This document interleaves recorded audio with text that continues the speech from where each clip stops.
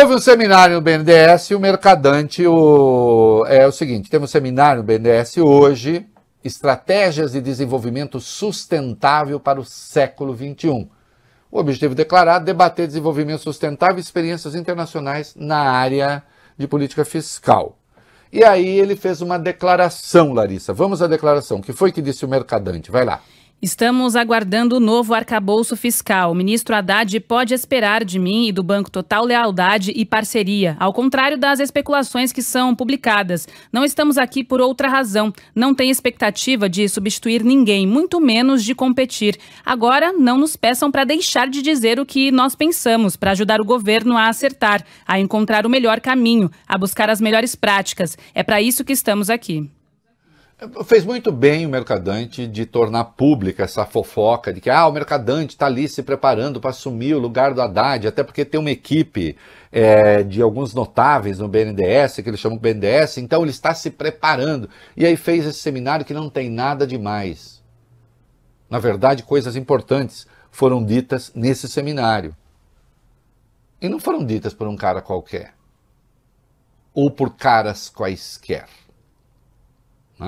Nós vamos ver. Mas aqui, em relação ao marco fiscal, que bom que tem mais gente pensando nisso e discutindo isso. E disse, Mercadante, não quero lugar de ninguém. Agora, proibiu o BNDES de falar o que pensa, não. Porque tem um monte de defensor da liberdade de expressão aqui no Brasil que quer interditar o outro, né? Por falar no seminário, vamos falar do seminário e agora vamos falar um pouquinho de juro? Vai lá. E você falou, não é um cara qualquer não, Reinaldo. Uma das estrelas do seminário promovido pelo BNDES é o economista Joseph Stiglitz, vencedor do Prêmio Nobel em 2001 e professor da Universidade Columbia. Ele sustentou que a elevação dos juros não combate as causas atuais da inflação no mundo. Segundo o professor, o aumento dos preços está mais associado ao impacto da pandemia e da guerra da Ucrânia sobre a oferta de bens e não a fatores de demanda aquecida que tende a ser contida pelo aumento dos juros. E ele falou, Reinaldo, sobre os juros de 13,75% ao ano aqui no Brasil, que você costuma chamar aqui no programa de abusivos. E o Stiglitz afirmou o seguinte, aspas, de fato, são chocantes os números de 13,75% ou de 8% em termos reais. Para ele, para o professor, esse nível é capaz de matar uma economia como a brasileira. E ele ainda acrescentou o seguinte, fazendo uma defesa do BNDES, aspas, para o professor Nobel. Parte das razões da sobrevivência a essas taxas de juros altas é a existência de bancos estatais de desenvolvimento como o BNDES. Não, quem é esse Stiglitz? Não sabe nada. Não sabe nada. Alguns desses e dessas que ficam pegando o telefone para ouvir o operador de mercado, que está usando o jornalista, inclusive, para especular, sabe muito mais do que o Stiglitz. Quem esse Stiglitz pensa que é?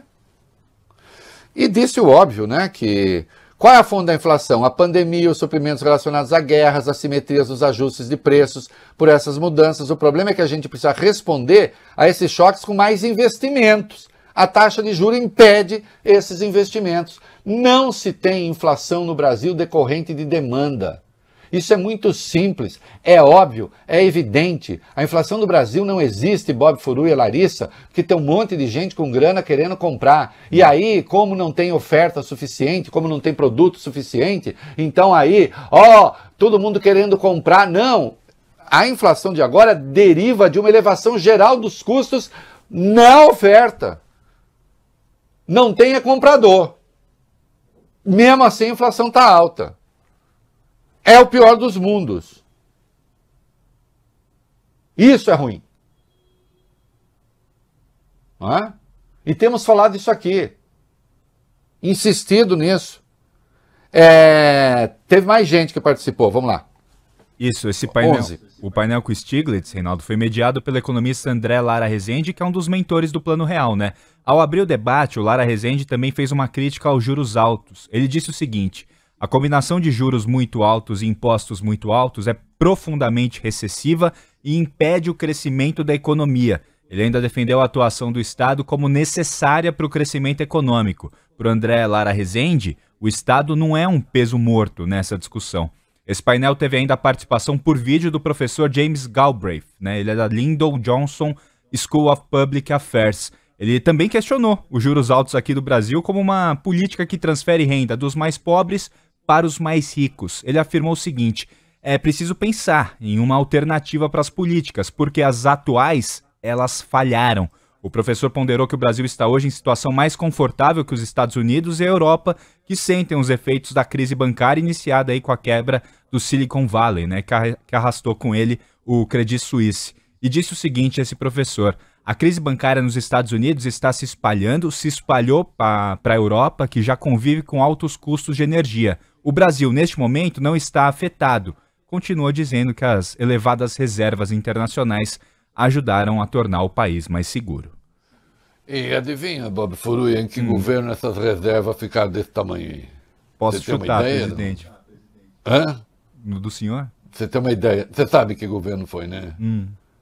Foi no meu governo. É isso. Aí falaram assim, não, é porque você deu muita sorte com o preço das commodities. Quer dizer, tudo que tem de bom é porque eu dei sorte. Não é?